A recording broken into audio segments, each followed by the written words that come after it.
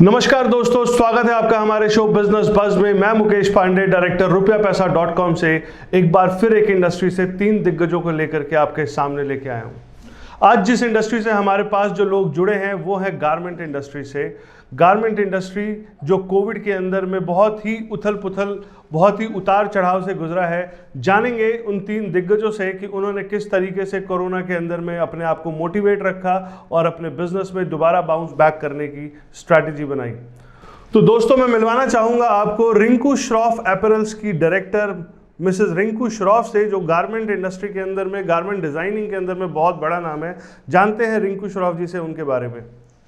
रिंकू जी, हमारी अपनी manufacturing unit है और हम गारमेंट्स डिज़ाइन करते हैं एक्सप्लिसिटली फॉर विमेन। एंड मेरा स्टूडियो नोएडा में है and we are supplying to major multi designer stores, leading multi designer stores of the country so far. तो गेस्ट, आइए वापस चलते हैं हमारे गेस्ट के पास, मिस्टर निर्मल बजाज जी के पास, जो कि बताएंगे आपको अपने बिजनेस के बारे में। निर्मल बजाज जी। मेरा अपने ठाकुर अपैरल्स के नाम से चांदनी चौक में बिजनेस है और मेरी मतलब 3 फैक्ट्रियां हैं इधर टोनका सिटी में। इसमें प्रिंटिंग, एम्ब्रॉयडरी और मतलब ड्रेसेस वगैरह का अपनी मैन्युफैक्चर है, इन हाउस टोटल प्रोडक्शन है। और हम इंडिया के लीडिंग शोरूम से हमारी डीलिंग होती है। तो कोविड से पहले थोड़ा तो मतलब हम हमारी टोटल अपनी मैन्युफैक्चरिंग है, कोई मतलब ट्रेनिंग वगैरह नहीं करते। और अपने क्या, कोविड से पहले तो बहुत अच्छा चल रहा था, कोविड में थोड़ी बहुत डाउनफॉल आया था, लेकिन अब फिर दोबारा नॉर्मल हो गया, कोई दिक्कत वाली बात नहीं है, बहुत अच्छा चल रहा है जी। सर, मैं आऊँगा उस टॉपिक पे। अब मैं आपको मिलवाता हूँ हमारे तीसरे गेस्ट मिस जिज्ञासा जॉली से, जो अपना खुद का डिज़ाइनिंग, अपैरल डिज़ाइनिंग का उनका स्टूडियो है रजौरी गार्डन के अंदर में। तो जिज्ञासा जी, कुछ बताएं अपने बारे में और हमारे दर्शकों को अपने बिजनेस के बारे में। जी, मेरा नाम जिज्ञासा है और मेरे ब्रांड का नाम मोडो कैल्डो है।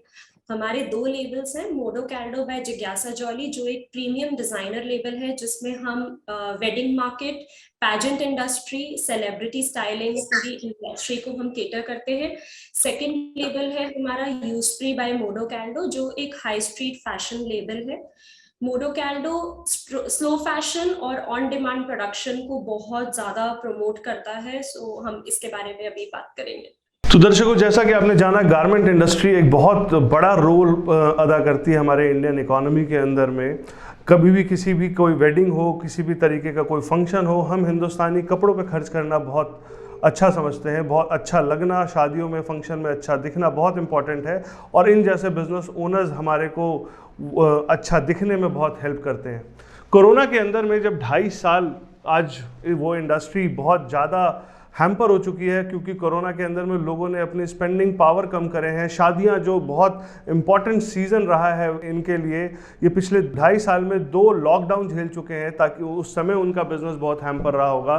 तो जानते हैं बारी बारीक से इन सब से कि इन्होंने वो 2.5 साल किस तरीके से गुजारे, अपनी टीम को किस तरीके से मोटिवेट करा और अपने बिजनेस को किस तरीके से स्ट्रेटजाइज करा कि वो दोबारा से अपने पैरों पर बाउंस बैक कर सके। तो इससे सबसे पहला जानना चाहेंगे हम जिज्ञासा जी से कि उन्होंने किस तरीके से अपने बिजनेस को संभाला और अपने लोगों को संभाला उस कोरोना काल में।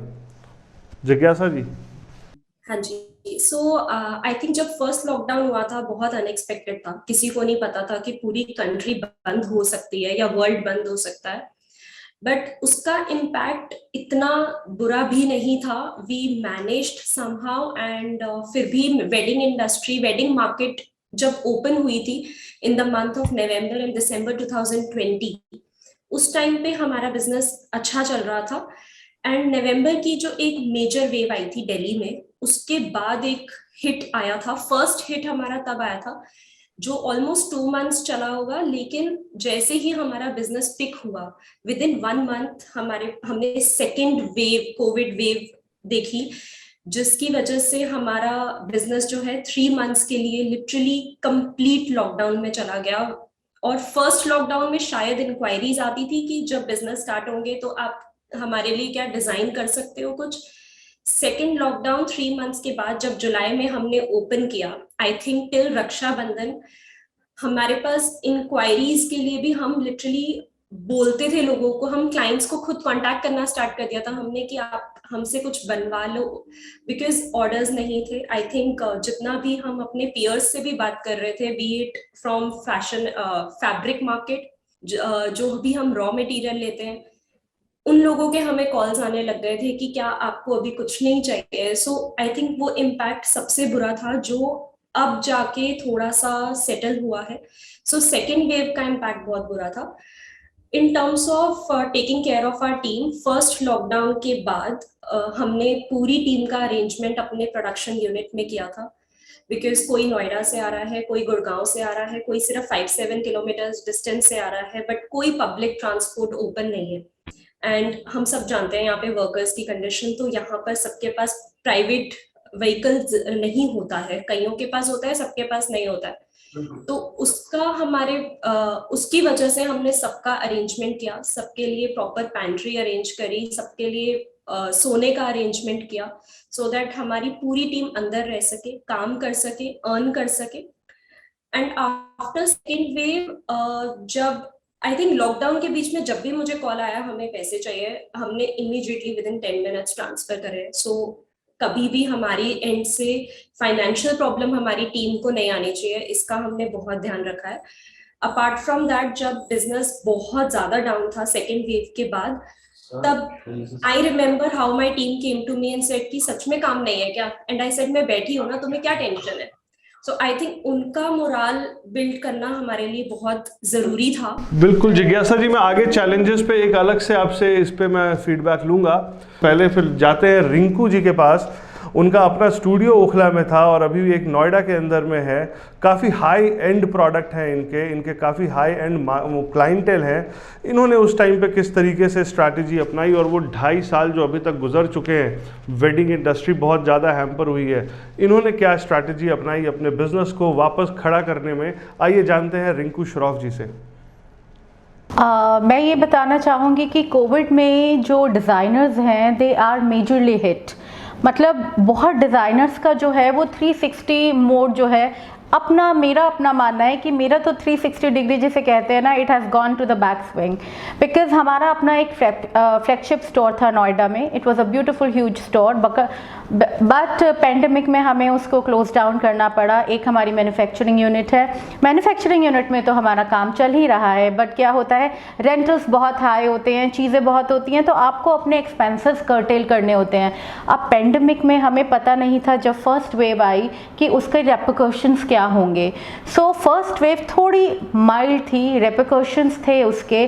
सो जैसे जिज्ञासा ने कहा कि वो थोड़ा सा जो मार्केट है वो उठा during October November and it went well till January February, but as the second wave started coming, जैसे ही सेकेंड वेव आई उसने बहुत हिट किया। वो कहते हैं ना, पहली चोट थी उससे उभर ही रहा था बिजनेस और दूसरी चोट एक और आ गई। सो उससे उभरने में, एंड सेकेंड वेव बहुत सीवियर थी। सो जब सेकेंड वेव सीवियर थी, फिजिकली जो है लोगों को भी बहुत हिट किया वो, और मेंटल बहुत प्रेशर आया उनके ऊपर। बहुत सारी जो वेडिंग्स थी वो कैंसिल हो गई, बिकॉज आप सब जानते हैं कि इट वाज वेरी सीवियर, बहुत सीवियर वेव थी। सो उसमें क्या था, जो हमारे ऑर्डर्स थे वो काफ़ी स्टक अप हो गए, अब उनको हमें रिवाइव करना था। एंड अगेन जैसे कि जून में जुलाई में जब वापस मार्केट खुला, सो अगेन जब दूसरी फेस्टिवल्स आते हैं, वो आते हैं जन्माष्टमी, राखी, तीज के आसपास, तो थोड़ी थोड़ी मार्केट जो है रिवाइव करना चालू हुआ। And again October and November, so पिछला 2020 नवंबर से 2021 नवंबर तक वो फेज़ रहा on end of, high and low वाला। सो उसमें अपने आप को झेलना, सरवाइव करना बहुत मुश्किल था, मगर क्योंकि हमारी अपनी यूनिट है, हमारा स्टाफ है, वो कहते हैं ना कि अपने लिए तो हमें करना ही था, अपने से ज़्यादा उनके लिए करना था, क्योंकि उनके घर हमसे चल रहे हैं, they are dependent on us. So again उनको सैलरी का, हमने बहुत लोग थे जिनको, बहुत सारे लोग थे, नो डाउट, मैं ऑनेस्टली आपसे शेयर करूँगी, थोड़े बहुत की सैलरीज कर्टेल भी करनी पड़ी, बट हमने मेंटेन रखा सबको। किसी को जॉब छोड़ के जाना पड़ा तो वो गया भी, बट उसमें हमारे जो ऑर्डर्स हैं उनको हमने रिवाइव किया, लोगों को पूछा, लोग लेजर वेयर्स में आ गए। अब वेडिंग जो है उसमें कॉस्ट कर्टेल की, सो जो हमारे प्रॉफिट्स थे उनको हमने कम किया। हमने पूरी कोशिश ये की कि हम अपना माल कैसे निकालें। So we were more on to the thing कि अगर हमें मार्जिन्स नहीं हो रहे, सो जो हमारा स्टॉक है, how to cover up the purchases, और हम अपने स्टॉक से कैसे निजात पाए, उसको कैसे निकालें, that was the most important thing. Staff को सपोर्ट किया, बिजनेस को सपोर्ट किया, और कोशिश कर रहे हैं वापस से फुल मोड में, फुल स्विंग में अपने आप को रिवाइवर करने की। सो इस तरह से हमने अपने आप को रिवाइव। तो इसमें तो कोई शक नहीं है 2.5 साल आपके इंडस्ट्री पे बहुत ही इम्पैक्टफुल रहा है। तो निर्मल जी, ये आपसे हम ये जानना चाह रहे थे कि आपके पास 3 फैक्ट्रियां हैं और तकरीबन 300 लोगों का स्टाफ है, एक आपका बहुत बड़ा स्टूडियो भी है चांदनी चौक के अंदर में। अचानक से जब लॉकडाउन हुआ पिछले 2.5 साल में, आपने किस तरीके से स्ट्रैटेजी करी अपने लोगों को अपने साथ जोड़े रखने का और अपने बिजनेस में बाउंस बैक करने का, इसके बारे में थोड़ा कुछ बताएं आप भी। ये तो प्रॉब्लम तो सभी मैन्युफैक्चर के साथ थी जो हमारे साथ थी, पर लेकिन मतलब माल भी बेचना था, माल बनाना भी था, इसलिए अपना मतलब जैसे प्रॉफिट कम करो, किसी मतलब स्टाफ ने भी कोऑपरेट किया, कुछ हमने मिल मिल के भी सबने काम किया, और अपने काम को पहले लॉकडाउन, दूसरे लॉकडाउन काम बंद नहीं किया, धीरे धीरे स्लो चलता रहा। तो करते करते करते धीरे धीरे मार्केट में दूसरे लॉकडाउन में आगे फिर वही प्रॉब्लम आई, पर लेकिन हमने काम को जारी रखा। तो लेबर भी ना, लेबर वापस चली जाए तो फिर दिक्कत, तो फिर डिमांड आती है तो प्रोडक्शन की दिक्कत हो जाती है, प्रोडक्शन होती है तो डिमांड की दिक्कत थी। करते करते अब थोड़ा सा मतलब लास्ट में जो नॉर्मल हुआ कुछ, अब पीछे जनवरी में लॉकडाउन तो फिर वही प्रॉब्लम फिर थी, तो लेकिन उसका शॉर्ट पीरियड की वजह से थोड़ा सा एडजस्टमेंट हो गया। तो मुसीबतें तो बहुत आई, पर लेकिन परमात्मा की कृपा से स्टाफ की मतलब अच्छे स्टाफ की वजह से, कोऑपरेशन की वजह से सारा काम सही चलते धीरे अब थोड़ा सा मतलब रूटीन में आया है। जैसा कि हमने अपने तीनों गेस्ट से जाना, प्रॉब्लम तो बहुत आई, लेकिन जब अंधेरा होता है तो अगली घड़ी सवेरे का ज़रूर होता है। और जिस तरीके से इंडिया अब as a global opportunity market देखी जा रही है, लग रहा है कि एक दोबारा से उजाला सबके बिजनेस में आने वाला है। जानना चाहेंगे कि इस समय वो क्या स्ट्रैटेजी या क्या इनोवेशन अपने बिजनेस में वो लेके आने वाले हैं। पिछले 2.5 साल में सोचने का, ठहरने का मौका मिला, कुछ इनोवेशन लाने का भी मौका मिला अपने बिजनेस के अंदर में। तो एक एक करके जानेंगे हमारे गेस्ट से कि वो क्या इनोवेशन लेकर के आ रहे हैं अपने बिजनेस में, कि जो आने वाला समय इंडिया एक ग्लोबल मार्केट की तरह देखा जा रहा है उसको किस तरीके से वो एनकैश कर पाएंगे। तो सबसे पहले जानते हैं रिंकू श्रॉफ जी से। तो रिंकू जी, आपसे ये जानना चाहेंगे कि 2.5 साल जब बिल्कुल ठहराव एक बिजनेस में आ चुका था, बहुत सारे गेस्ट ने हमारे को बोला है कि इंडिया डिजिटल बूम लेकर के आई, लोगों ने डिजिटली अपने बिजनेस को बहुत प्रमोट करा, बहुत सारे इनोवेशन डिजिटली अपने बिजनेस में लेके आए। तो आपसे ये जानना चाहेंगे कि आप आने वाला समय जो अगला 5 साल इंडिया के लिए ग्लोबल अपॉर्चुनिटी मार्केट है, आप किस तरीके से उस इनोवेशन को, उस डिजिटल प्लेटफॉर्म को अपने बिजनेस में इम्प्लीमेंट कर रहे हैं ताकि आप दोबारा बाउंस बैक कर पाएँ। सबसे पहले तो मैं ये कहना चाहूँगी कि जैसे आपने बोला कि इंडिया डिजिटल हो रहा है, और पेंडेमिक में हमने एक चीज़ देखी, digitalisation is the need of the hour. पहले जब हमारा फिजिकल स्टूडियो था, डिजिटली हमारी प्रेजेंस ब्लीक थी, और अभी भी हम धीरे धीरे रिवाइव कर रहे हैं अपने आप को, टेक्नोलॉजी से हम अपडेट कर रहे हैं, धीरे धीरे हम भी डिजिटली अपडेटेड हो रहे हैं। सो जो बिज़नेस है वो डिजिटल बहुत चला गया है, मगर उसमें भी अब क्या है कि डिजिटल में क्या होता है कि जब आपकी एक रेंज होती है फैब्रिक्स की, मानिए कि आपने एक कैटेगरी, आप 500 से 1000 रुपये का आपका कपड़ा है, डिजिटली एक जनरल ह्यूमन साइको है तो आपको लगेगा चल 1000 रुपये तक का है, मैं डिजिटली मंगा लूँ। बट कई बार क्या होता है, जब आपको एक कपड़ा, आपका रेंज आ जाता है 5000 से ऊपर, कोई आपका शादी से रिलेटेड कपड़ा है जिसमें आपको उसका काम देखना है, आपको आपके कपड़े की फील देखनी है, देन एक फिजिकल स्टोर या एक फिजिकल प्रेजेंस होना बहुत मस्ट है, तो आपकी ऑथेंटिसिटी उससे पता चलती है। सो दोनों चीज़ें पेंडेमिक में डिजिटल तो हम हो ही रहे हैं, बट डिजिटल के साथ साथ फिजिकल स्टोर्स भी हम ये कहेंगे वो रिवाइव कर रहे हैं। थोड़ा सा समय लगेगा बट स्टोर्स का रिवाइवल भी हो रहा है। सो थोड़ा सा पेशेंस के साथ हमें चलना पड़ेगा, और थोड़ी सी टेक्निक्स हमें ऐसी करनी पड़ेंगी कि हम डिजिटली अपने आप को कैसे अपडेटेड रखें, कपड़ा कौन सा लाएं कि भगवान ना करे अगर दोबारा कभी कोई एक लॉकडाउन हो जाए तो उसमें लेजर वेयर्स, ताकि कोई बहुत हैवी फैब्रिक्स ना हो, कॉस्ट कटिंग करें। सो ये सब चीज़ों का हमको ध्यान में रखना पड़ेगा। अगर कल को कोई और प्रॉब्लम आती है तो डिजिटली ऐसा क्या हम क्रिएट करें कि अगर पार्टीज़ हैं तो वो एक बार पहना हुआ कपड़ा बेकार ना हो। सो इसलिए एक सस्टेनेबिलिटी कपड़े में लानी ज़रूरी है, कॉस्ट कटिंग ज़रूरी है, सस्ता फैब्रिक, टिकाऊ फैब्रिक जो लंबा चले। सो ये चीज़ें ध्यान में रखते हुए हमें अपनी एक क्रिएशन बनानी है और उस पर हम वर्क कर रहे हैं। प्योर फैब्रिक्स हम यूज़ कर रहे हैं ताकि वो कपड़ा ख़राब ना हो, ग्लोबल वार्मिंग को ज़्यादा प्रॉब्लम ना हो, ज़्यादा बिकॉज़ कम पानी लगे। क्योंकि जब भी कोई डिज़ाइनर होता है, मैं ये कहना चाहूँगी, पेंडेमिक क्या है कोई भी, बिकॉज़ हमारा जो पोल्यूशन लेवल्स हैं, ग्लोबलाइजेशन है और ग्लोबल वार्मिंग, तीनों ही चीज़ें ये बहुत मैटर करती हैं। अगर हम एक अच्छा कपड़ा यूज़ करेंगे जिसमें कम पानी की खपत हो, प्योर हो, सस्टेनेबल हो, सो ग्लोबल वार्मिंग उस पर इफेक्ट करेगा, वो कम होगा। सो हर चीज़ जो है, जो नेचर का कहर है, वो कम होगा। So all these things they contribute. Rinku ji, आपने सही कहा, कुछ सस्टेनेबिलिटी प्रोडक्ट में लानी बहुत ज़रूरी है। जानते हैं जिज्ञासा जी से, क्योंकि उन्होंने बोला अपने स्टाफ को उन्होंने अपने स्टूडियो में रखा, उनके रहने खाने पीने सोने का इंतज़ाम करा, बहुत सारी इनोवेशंस वो भी अपनी टीम के साथ उनको मौका मिला उस दौरान टीम के साथ डिस्कस करने का कि वो क्या क्या इनोवेशन लेके आ सकते हैं अपने बिजनेस के अंदर में। तो जिज्ञासा जी से जानना चाहेंगे कि अगला आने वाला 5 साल वो अपनी टीम के साथ, अपने लोगों के साथ किस तरीके से स्ट्रेटेजाइज कर रहे हैं बाउंस बैक करने का। उस टाइम पे हमने सबका अरेंजमेंट किया था। अबाउट 2 to 3 मंथ्स हमारी टीम जो है हमारे ही ऑफिस में रही है, एंड वीक में या 15 डेज में एक दिन वो अपनी फैमिली से मिलने चले जाते थे। And we used to pay them conveyance also, auto से जाओ, सेफ जाओ या कैब से जाओ, एंड उसके बाद वो वापस आ जाते थे। फिर से 15-20 दिन काम करते थे। And apart from that I think workers के साथ हमने कोविड में रियलाइज करा कि कितना इम्पोर्टेंट है एक एम्प्लॉय एंगेजमेंट होना। तो उस टाइम पे हमने मंथली अवार्ड्स अनाउंस करने स्टार्ट कर दिए। One was based on our experience कि उस महीने में सबसे ज्यादा अच्छा किसने परफॉर्म किया, एंड सेकंड जो होता था वो वोटिंग से होता था। आप बताओ, आप पूरा दिन साथ में काम करते हो, 8 to 10 आवर्स आप साथ में रहते हो, आपके हिसाब से किसने बेस्ट परफॉर्मेंस दी है। So employees of the month में हमने ये कोविड में स्टार्ट किया।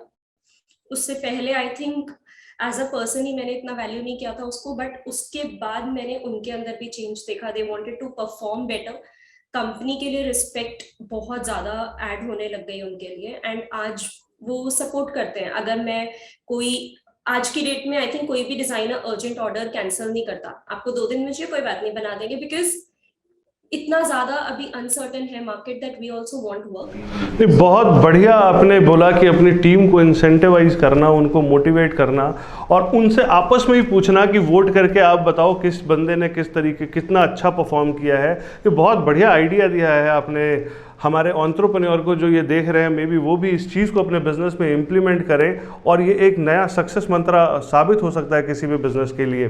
तो जानना चाहूँगा मैं निर्मल बजाज जी से। निर्मल बजाज जी, आपके साथ तो बहुत बड़ा वेंडर नेटवर्क जुड़ा हुआ है। आपसे ये जानना चाहेंगे कि आपके पास तो बहुत बड़ा नेटवर्क है, आपके अपने वेंडर बहुत सारे आपके साथ जुड़े हुए हैं। अब क्योंकि बाउंस आपके पास स्टोर काफ़ी बड़ा, चांदनी चौक में आपका one of the biggest store है आपके पास। मंडे, आई थिंक आज मंडे का दिन है और मंडे के दिन आपके स्टोर पे बहुत भीड़ होती है।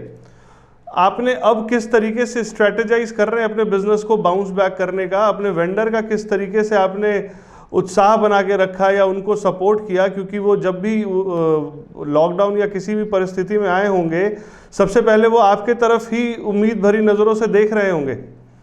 हमारी राय में सबसे बड़ी चीज है प्रोडक्ट। तो प्रोडक्ट के ऊपर मतलब चाहे लॉकडाउन था तो भी प्रोडक्ट के ऊपर पूरा ध्यान दिया। तो जैसे भी मतलब मार्केट खुलती है तो कोई दिक्कत नहीं आती। नंबर 2, नहीं वो तो कोई बात नहीं, कॉस्ट कटिंग, अपने कॉस्ट कटिंग करना, प्रोडक्ट को पूरा ध्यान देना, अपने स्टाफ के साथ पूरा मतलब मेन चीज है जिसने माल बनाना है, जिस स्टाफ ने बनाना है उसका पूरा ध्यान रखना मेन चीज है। तो अगर आपका माल अच्छा है, आपका मतलब जो स्टाफ अच्छा है, तो माल बेचने में कोई प्रॉब्लम नहीं आती। और माल अगर माल अच्छा हुआ, माल बिकेगा तो वेंडर भी जुड़े रहेंगे, कारीगर भी जुड़े रहेंगे, डिजाइनर भी जुड़े रहेंगे, सभी टीम जुड़ी रहेगी। आपके साथ कितने वेंडर्स जुड़े हुए हैं सर? क्रॉस इंडिया कितने डिस्ट्रीब्यूटर, कितने वेंडर्स जुड़े हुए हैं जो आपके प्रोडक्ट? हमारे पास बहुत अनगिनत वेंडर है, डिजाइनर है, 5-6 डिजाइनर है, पूरी प्रिंटिंग मशीनें दो जो हमारे वेंडर हैं जिनके पास 2 मशीनें हैं हमारी खुद, मतलब वो टोटल हमारा ही काम करते हैं। तो सबसे तो प्रोडक्ट के और ऊपर cost cutting, product and cost cutting बहुत इंपॉर्टेंट मुद्दा है। लोगों ने कॉस्ट कटिंग करी है ताकि उसकी अवेलेबिलिटी थोड़ी सस्ती हो पाए। लास्ट 2 इयर्स में सिर्फ टारगेट सेल का था, प्रॉफिट का मतलब नहीं था। जब सेल होगी तो अपने आप, जब नंबर ऑफ कस्टमर बढ़ेगा, सेल होगी तो नेचुरल कुछ ना कुछ तो बचेगा ही ना, तो कम से कम स्टाफ तो नहीं जाएगा इधर उधर।